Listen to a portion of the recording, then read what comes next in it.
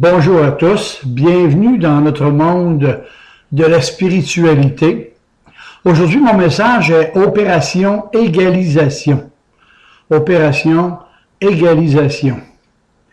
Dans le message précédent, j'ai abordé le sujet de la liberté. Et en ce jour, bien, je me propose d'y joindre un autre mot martyr qui est celui de l'égalité. Liberté, égalité. Et pour nous aider à bien comprendre ce mot, je me suis approprié de l'Évangile de Luc au chapitre 16 et à partir du verset 19. Et je vous invite d'ailleurs à lire plusieurs fois ces textes pour réellement comprendre de quoi je vais vous parler aujourd'hui. Donc, pour simplifier le texte, je vais paraphraser cette histoire que Jésus nous a racontée. C'est l'histoire de deux hommes. Un était très riche et l'autre très pauvre et malade. Une inégalité sans pareille entre deux hommes.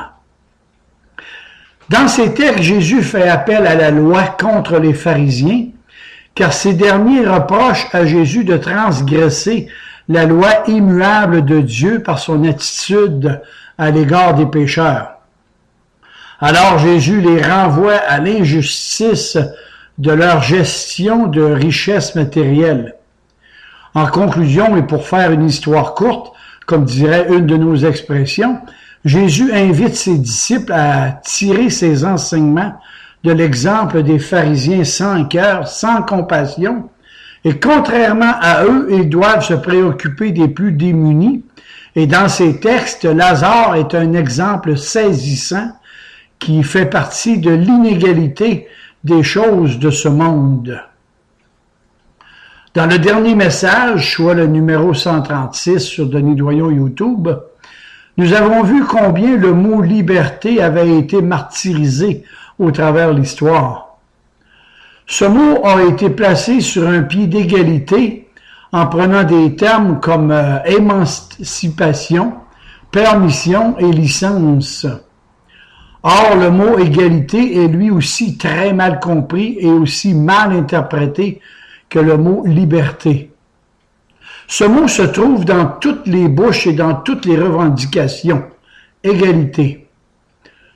Opération égalisation. Égalité. Il s'accommode très bien à peu de choses près dans toutes les phrases et rares sont ceux qui trouveront quelque chose à redire lorsqu'on parlera d'égalité. Vive l'égalité, disent-ils. Certains voudraient le comprendre dans le sens de harmonisation, comme par exemple le même costume, la même couleur, la même conviction, le même parti politique, les mêmes croyances et j'en passe. Et c'est ça le nivellement, l'uniformité, c'est-à-dire que tout le monde se doit de penser la même chose et voilà comment certains d'entre vous voudraient comprendre l'égalité. Mais voyez-vous, quoi qu'on dise ou quoi qu'on fasse, nous ne sommes pas tous égaux et nous ne le serons jamais. Comme preuve, avons-nous tous une mesure égale en ce qui concerne la santé ou le bonheur? Et même si on prêche à travail égal, salaire égal, ce n'est pas dans la réalité des choses de ce monde. Avons-nous tous le même cerveau? Possédons-nous tous les mêmes titres, la même fortune? Sommes-nous tous égaux en force et en beauté?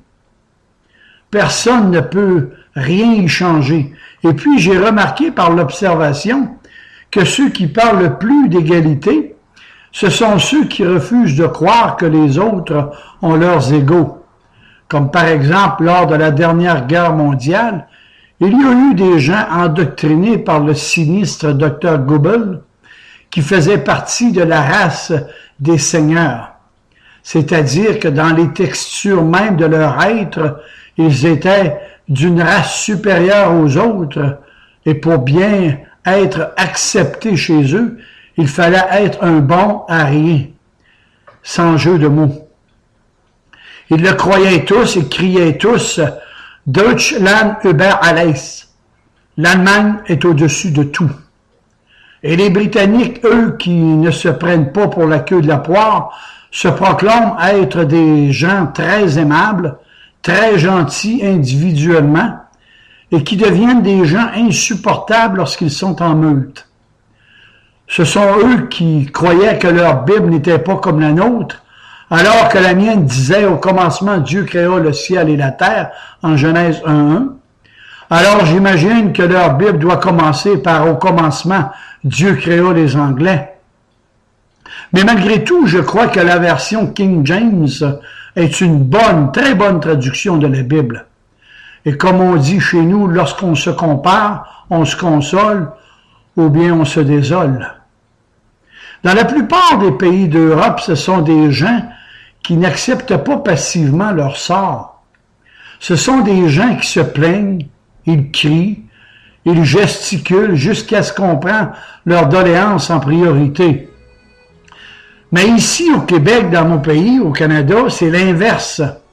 On n'a pas cette culture, car se plaindre, c'est comme un manque de savoir-vivre. On nous fait poireauter pendant des heures et on prend notre mal en patience. On ne rouspète pas. On accepte notre sort sans faire de vagues. On accepte tout sans vérifier. Et même plusieurs disent que toutes les religions sont bonnes. On donne même des accommodements raisonnables à n'importe quelle fausse doctrine.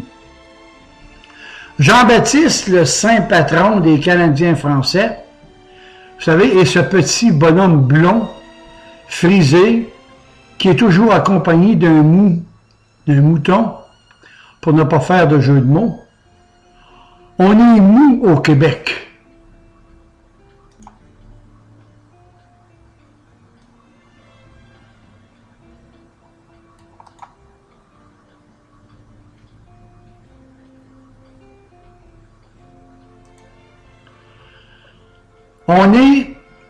On est bonasse. On se laisse manger la laine sur le dos sans dire un mot, espérant que notre gentillesse nous vaudra quelques indulgences. On est loin des prophètes de l'Ancien Testament et des apôtres qui dénonçaient et condamnaient tout ce qui s'appelait hérésie. Éphésiens 5.10. Il est évident, ça saute aux yeux, que l'égalité des hommes entre eux est inexistante sur cette planète. Même les enfants d'une même famille ne sont pas égaux entre eux. L'un peut être grand, l'autre petit, un en bonne santé et l'autre malade. L'un peut être intelligent et l'autre un cancre. Mais il est une chose dont ils sont égaux, c'est qu'ils ont eu droit à une même part d'amour et d'héritage de leurs parents. Voilà où est l'égalité par rapport à une chose qui leur est commune. De même, la Bible nous apprend que Dieu a distribué aux hommes des mesures communes à tous. Premièrement, devant les bontés de Dieu, nous sommes tous égaux. Il est écrit, Dieu, votre Père, qui est dans les cieux, fait lever son soleil sur les méchants et sur les bons, et il fait pleuvoir sur les justes et sur les injustes. En Matthieu 5,45. Voilà l'égalité réelle. Nous sommes égaux devant les bienfaits de Dieu. L'air que le méchant respire ne lui est pas plus pénible à respirer que l'air du juste, et ça ne lui coûte pas plus cher. Si nous nous mettions à compter tout ce qui est gratuit dans cette vie, il ne se passerait pas une seule heure sans que nous ne soyons tous à genoux pour bénir et louer notre Créateur. Mais la Bible ajoute aussi, ô homme, ne sais-tu pas que les bontés de Dieu te poussent allez, dites le mot manquant, dites le mot qui suit. Vous alliez me dire à la reconnaissance. Eh bien non. Les bontés de Dieu te poussent à la repentance. Oui, que ces paroles trouvent écho dans notre cœur et nous aident à reconsidérer notre vie, car nous sommes tous égaux devant la bonté de Dieu. Deuxièmement, la Bible nous apprend que nous sommes aussi tous égaux devant la loi de Dieu. Cette loi résumée magistralement.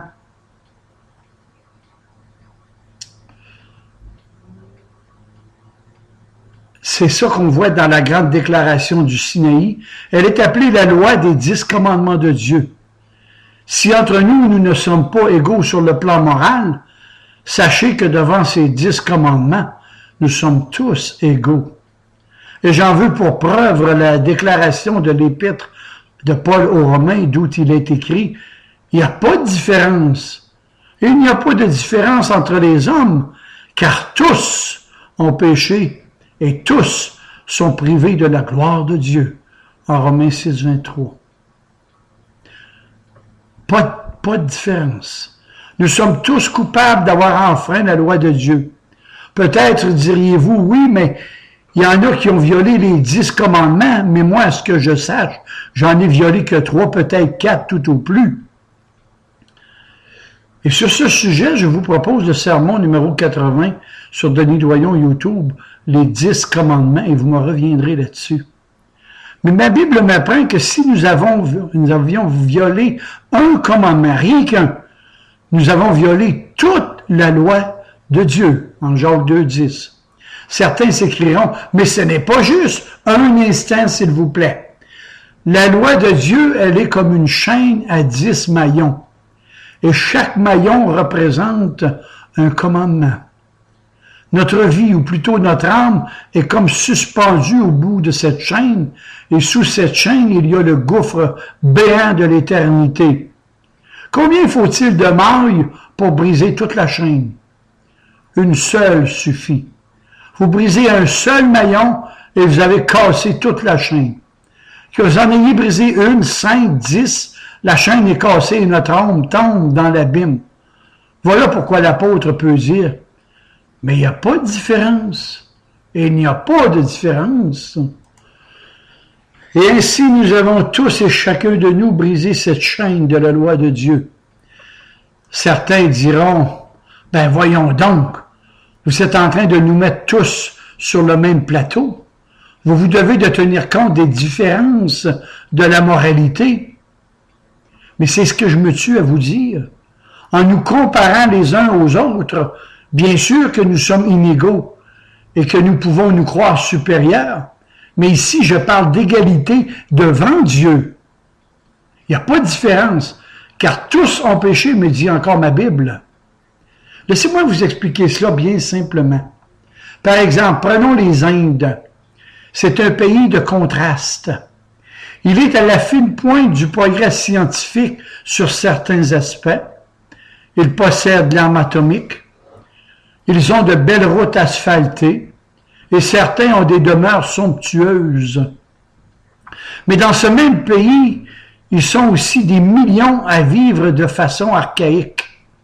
Bien de ces gens circulent hors des routes à dos d'âne ou de chameau. Donc, une partie de ces gens roulent en Mercedes sur les routes asphaltées et les autres piétinent dans la poussière, la gadoue, la vase et le bourbier.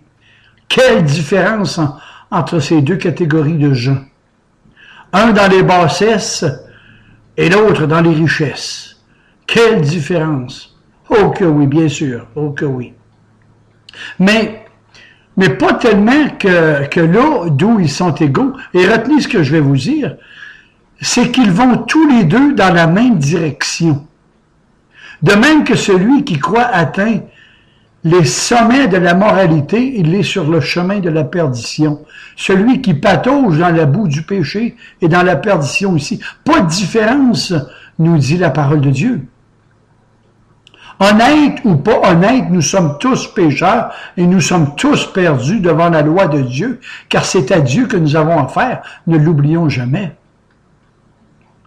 Dieu exige que pour entrer dans son royaume, il nous faut être aussi saints, aussi purs que lui, c'est-à-dire sans tache et sans péché.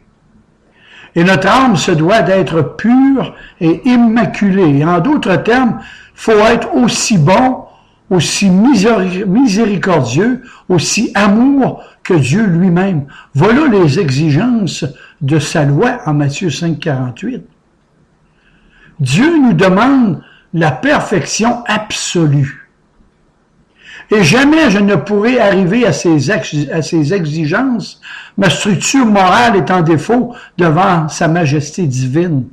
Et la Bible a raison, il n'y a pas de différence parce que tous ont péché. Je récapitule en disant, nous sommes égaux devant les bienfaits de Dieu et nous sommes égaux devant la loi de Dieu qui nous nivelle tous par le bas, c'est-à-dire le péché. Troisièmement, la Bible nous apprend que nous sommes tous égaux devant la mort. Comme par exemple, le récit de mon texte contient de criantes inégalités. Un riche à outrance et un pauvre à l'excès. Un homme revêtu de gourmandise et qui creuse sans le savoir le trou de sa tombe avec sa fourchette. Et l'autre qui se meurt de faim, un qui mène une vie de luxure et un mendiant. Un homme plein de santé et un qui est malade. Un joyeux luron et un pauvre dans la tristesse. Un homme qui a des serviteurs et l'autre qui n'a que des chiens errants qui, pour le soulager, en viennent allécher ses ulcères. Quelles inégalités! Mais voilà qu'arrive celle qu'attendait Lazare, sa bonne amie, la mort, qu'il souhaitait depuis longtemps rencontrer. Cette camarde est venue toute seule et sans rendez-vous pour recueillir son dernier soupir. Cette mort que l'autre n'attendait pas du tout est entrée chez lui sans frapper. Il était assis à sa table et il a entendu un bruit derrière lui, il s'est retourné et les regards se sont croisés et il s'est affaissé d'un seul coup et il est parti pour l'au-delà. Cet homme a eu des funérailles incommensurables. Entrant par la porte centrale de la basilique avec un tel cortège de fleurs qu'on ne voyait même plus son cercueil. Il y a eu de beaux discours qui étaient tout à son éloge et à son honneur. Quant à l'autre, il n'y avait pas un mot. Pas même une pauvre petite ligne dans la rubrique des faits divers. Rien. C'était, j'oserais dire, la dernière inégalité. Mais la mort avait frappé à deux endroits. Elle n'épargne personne. La mort n'a de pitié pour personne. Que ce soit le riche, le pauvre, l'enfant, le vieillard, l'handicapé ou celui qui est en santé. La mort frappe tout ce qui est sur son passage et on ne peut même pas la soudoyer avec de l'argent.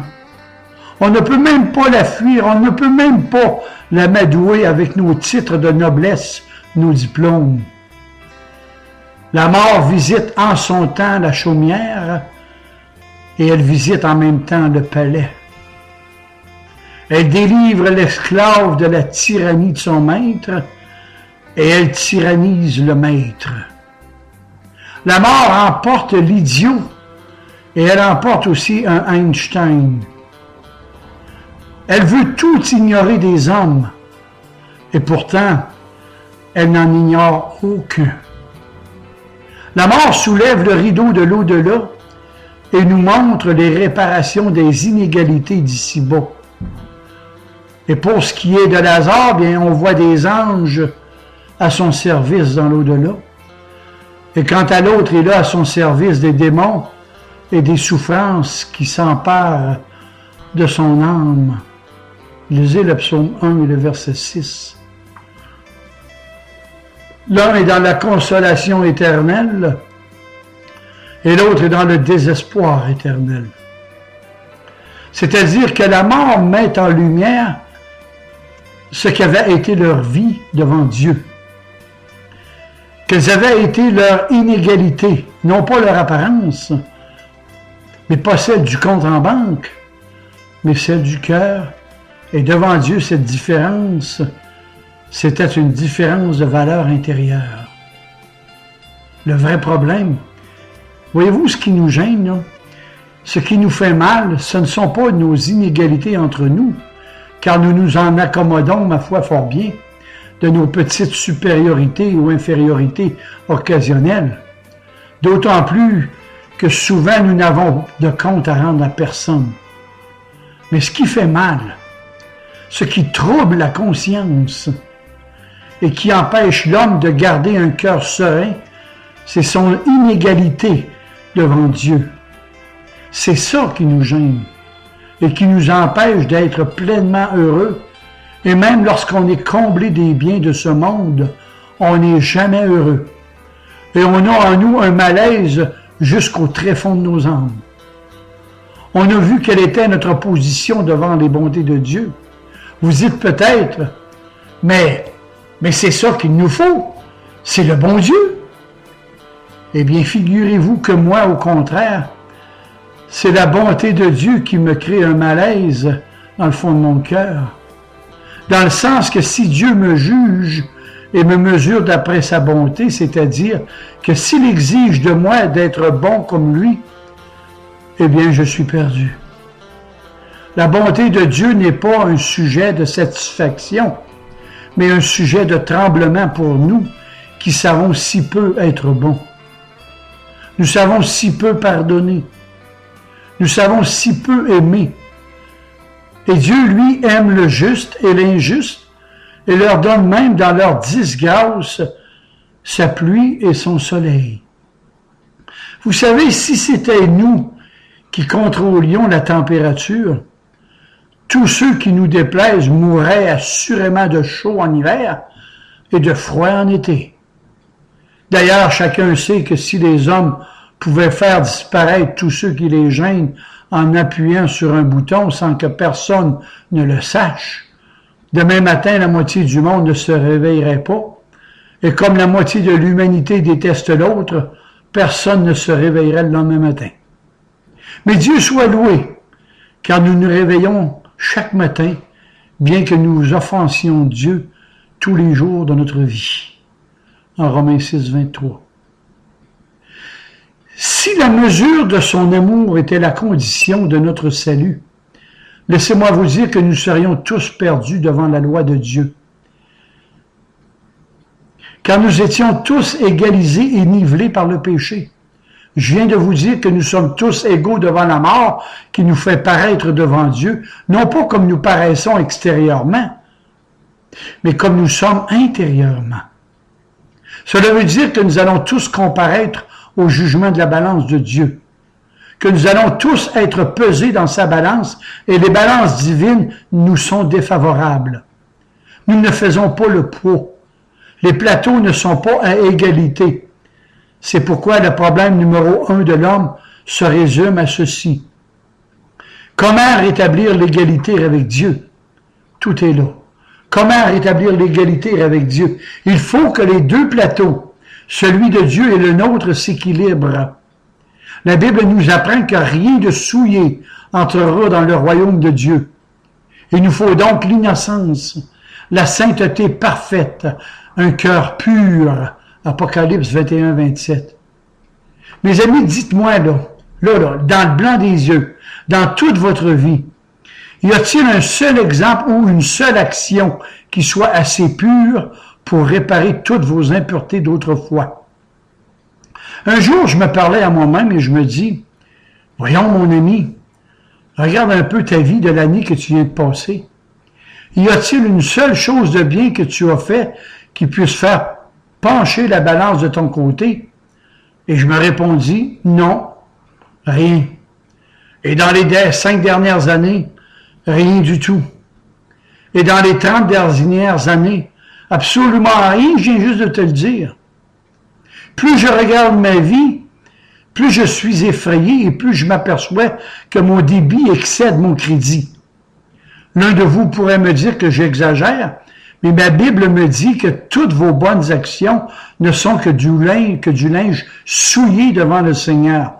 Toute votre propre justice n'est que souillure et que ce sont vos crimes et vos péchés qui vous cachent la face de Dieu. Ésaïe 64, 5, Ésaïe 59, 2. Tout le bien que vous aurez accompli sur cette terre, fût-ce pendant 100 ans, ne peut pas être porté à votre crédit pour votre salut. Il est écrit que l'homme ne peut pas racheter son frère, ni payer à Dieu sa propre rançon. Psaume 49, 8 et 1 Timothée 2, 6. Mais qui donc peut faire pencher le plateau de la balance du Seigneur en ma faveur? Et c'est une question légitime. Maintenant, suivez mon raisonnement. Les balances sont divines. La solution ne peut être que divine, c'est-à-dire qu'elle n'est pas humaine. La solution ne se trouve pas en nous. La réponse à notre salut ne peut venir que de Dieu, et la réponse divine est Jésus-Christ. Aucun autre, Acte 4, 12, aucun autre nom. La Bible nous apprend que lorsque Dieu regarde les hommes, il voit qu'il n'en existe pas un seul qui soit juste. Pas un seul, Romains 3, 10. Et de plus, la Bible va plus loin. Elle dit que lorsque Dieu regarde les anges, le Seigneur ne trouve même pas la perfection absolue dans ses propres messagers. En Job 4, 18. Mais lorsqu'il regarde la vie de Jésus-Christ, son appréciation, elle est tout autre. 2 fois le ciel s'est ouvert sur sa tête et une voix s'est fait entendre. Celui-ci est mon Fils bien-aimé, dans lequel j'ai trouvé tout mon plaisir, dit le Seigneur. En Matthieu 3, 17. Vu du ciel, le caractère de Jésus-Christ était irréprochable. La Bible dit qu'il a été tenté en toutes choses et a toujours été sans péché, Hébreux 4, 15. Le criminel qui était crucifié à côté de lui a dit de lui, cet homme n'a rien fait de mal. Luc 23, 41. Ponce Pilate, son propre juge, a dit de lui, je ne trouve aucun crime en cet homme, en Luc 23, 32. Assurément, cet homme était juste. Ça, c'est le centenier qui l'a vu mourir. Et il s'est écrié, assurément, cet homme était juste. Luc 23, 47. Si Jésus peut rétablir l'équilibre pour nous, c'est non seulement parce que sa vie a été parfaite, mais parce qu'il est lui-même Dieu. Jésus-Christ est Dieu. La Bible nous apprend qu'il est égal au Père en éternité. Il n'a ni commencement de jour, ni de fin de vie. Il est égal au Père dans toute la création. Jean 5, 19, Jean 8, 16, Hébreux 7, 13. Il est égal au Père en puissance, car il a le pouvoir de faire tout ce que le Père peut faire. Il peut pardonner les péchés, nos péchés, vos péchés. Et il est tellement égal au Père qu'il a dit un jour cette phrase qui aurait été un blasphème dans la bouche de n'importe quel autre homme. Il a dit, celui qui m'a vu a vu le Père. Jean 14, 9. Mais qu'est-ce que ça veut dire, celui qui m'a vu a vu le Père? Cela veut tout simplement dire que s'il y a une vie égale en valeur et en perfection dans tout l'univers par rapport aux valeurs divines, c'est celle de Jésus-Christ. Écoutez bien ce que je vais vous dire. Si une telle créature humaine a existé ou existe, elle sera sûrement sauvée par ses œuvres. Mais elle n'existe pas et n'existera jamais, car la déclaration de ma Bible, elle est formelle, que tous ont péché.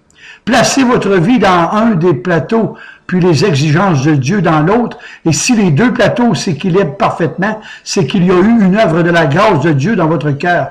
Comprenez-vous maintenant le sens du mot égalité? La Bible dit « Christ en nous, l'espérance de sa gloire ». Cela veut dire que tant que Christ n'est pas en nous, nous sommes privés de la gloire de Dieu.